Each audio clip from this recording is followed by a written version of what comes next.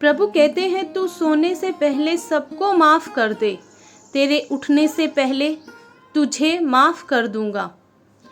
दुनिया से बात करने के लिए फ़ोन की ज़रूरत होती है और प्रभु से बात करने के लिए मौन की ज़रूरत होती है। फ़ोन पर बात करने पर बिल देना पड़ता है और प्रभु से बात करने पर दिल देना पड़ता है। मोह माया में फंसने वाला बिखर जाता है और ईश्वर से जुड़ने वाला निखर जाता है। भगवान के पास दो शक्तियाँ हैं, एक है माया और दूसरी है भक्ति। जब कोई भगवान के समक्ष जाता है और भगवान को प्रणाम करता है तो वो पूछते हैं, बोलो क्या चाहिए, माया चाहिए या भक्ति चाहिए? भक्त पूछता है, भगवान दोनों में क्या अंतर है, क्या डिफरेंट है? भगवान बोले, देखो दोनों में एक ही अंतर है। अगर तुम्हें नाचना हो तो माया ले जाओ और अगर तुम्हें नचाना हो तो भक्ति ले जाओ, क्योंकि जीव जिसके वश में रहे उसका नाम माया और भगवान जिसके वश में रहे उसका नाम भक्ति। भगवान के राज्य में समस्त संसार नाचता है, जबकि भक्ति के राज्य में भगवान स्वयं नाचते हैं। इतनी ऊंचाई न देना प्रभु की धरती पराई लगने लगे, इतनी खुशियां न देना प्रभु कि किसी के दुखों पर हंसी आने लगे।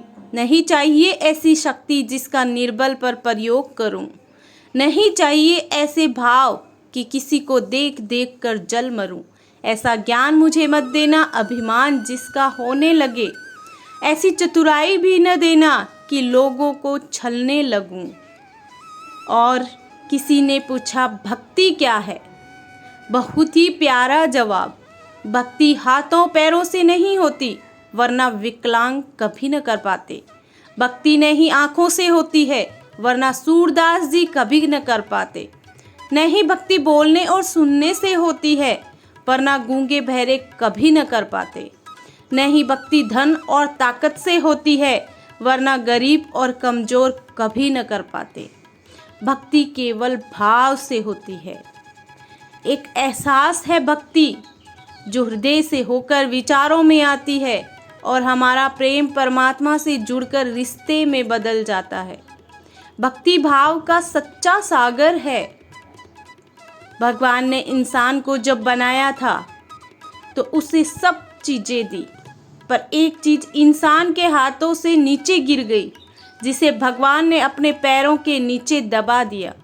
इंसान के चले जाने के बाद भगवान से किसी ने पूछा, आपने अपने चरणों के नीचे क्या छिपाया है जो इंसान को वापस नहीं दिया? तब भगवान बोले, मैंने अपने चरणों के नीचे शांति छिपाई है।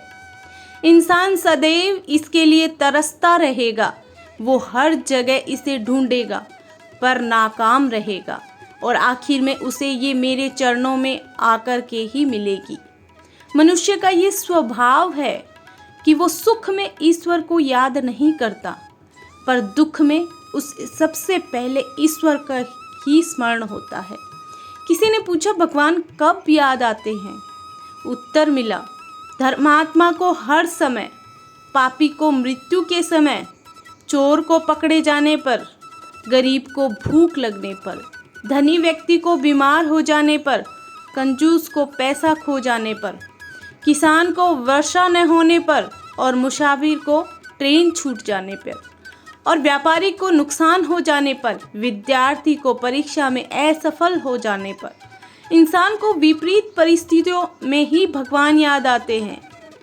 दुख में सुमिरन सब करे, सुख में करे न कोय, जो सुख में सुमिरन करे, दुख काहे को होए। सब दरवाजे बंद हो जाएं तो भी एक दरवाज़ा कभी बंद नहीं होता, वो है ईश्वर का दरवाज़ा। उम्मीद ईश्वर से रखो, दुनिया से नहीं। मैंने कहा अपराधी हूँ मैं, ईश्वर ने कहा क्षमा कर दूंगा। मैंने कहा परेशान हूँ मैं, ईश्वर ने कहा संभाल लूँगा। मैंने कहा अकेला हूँ मैं, ईश्वर ने कहा हमेशा साथ हूँ मैं। मैंने कहा उदास भी हूँ मैं, ईश्वर ने कहा नज़र उठा के देख, हर वक्त तेरे आस पास हूँ मैं। जब आप भगवान का ध्यान करें तो हमेशा यही प्रार्थना करें, हे प्रभु, अगर किसी समय मैं आपकी उंगली पकड़ना भूल जाऊं तो आप मेरी बाह पकड़ना कभी मत भूलना। अगर मैं आपको कहीं साथ चलने के लिए बोलना भूल जाऊं तो भी आप स्वयं मेरे साथ चलना कभी मत भूलना। अगर आपको थोड़ी सी भी ये बातें अच्छी लगी तो मेरे इस चैनल को सब्सक्राइब करें और बेल बटन को प्रेस करें। आगे के लिए मैं आपके लिए ऐसे ही वीडियो लेकर आऊँगी।